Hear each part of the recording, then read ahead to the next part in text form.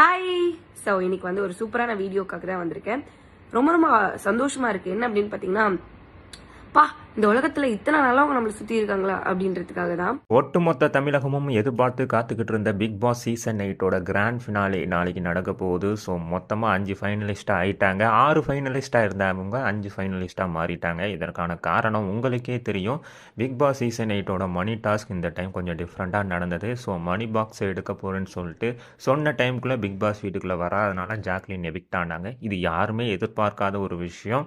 So அவங்களுக்கு மட்டும் ஒரு ஃபேரான ஒரு விஷயம் பண்ணல அப்படிங்கிற மாதிரி சோஷியல் மீடியாவில் நிறைய பேர் பேசியிருந்தாங்க. அதை தாண்டி பார்த்தீங்கன்னா, பிக் பாஸ் வீட்டுக்குள்ளே என்ட்ரி ஆகும்போதே கொடுக்கப்பட்ட அந்த ட்ராஃபியை உடைக்காமல் வெளியில் கொண்டு வந்த பெருமை ஜாக்லின்ட்ட மட்டும்தான் இருக்குது. ஸோ இந்த நிலைமையில் பார்த்தீங்கன்னா, சோஷியல் மீடியாவில் ஒரு வீடியோ பயங்கர வைரல் ஆகிட்டு இருக்கு. அது என்னன்னு பார்த்தீங்கன்னா, பிக் பாஸ் வீட்டுக்குள்ளே ஒரு பயங்கரமான ஒரு காம்போவில் ஒன்று தான் ஜாக்லின், முத்து இவங்க 2 பேருக்கு நடுவில் உள்ள காம்போ.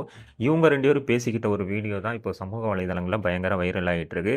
அது என்ன வீடியோன்னு பார்த்தீங்கன்னா, நான் கப்பு வாங்கும்போது நீ கண்டிப்பாக எனக்காக கை தட்டுவ ஜாக் அப்படிங்கிற மாதிரியான வீடியோ தான் பயங்கரமாக வைரல் ஆகிட்டு இருக்கு. ஒன் ஆஃப் த ஃபைனலிஸ்ட்டாக இருக்க வேண்டிய ஜாக்லின் பிக் எவிக்ஷனில் பிக் பாஸ் வீட்டை விட்டு வெளில போனதுக்கப்புறம் கண்டிப்பாக முத்துக்குமரனுக்கு அவங்களோட சப்போர்ட் இருக்குங்கிற மாதிரி முத்துக்குமரனோட ரசிகர்கள்லாம் பேசிட்டு வராங்க.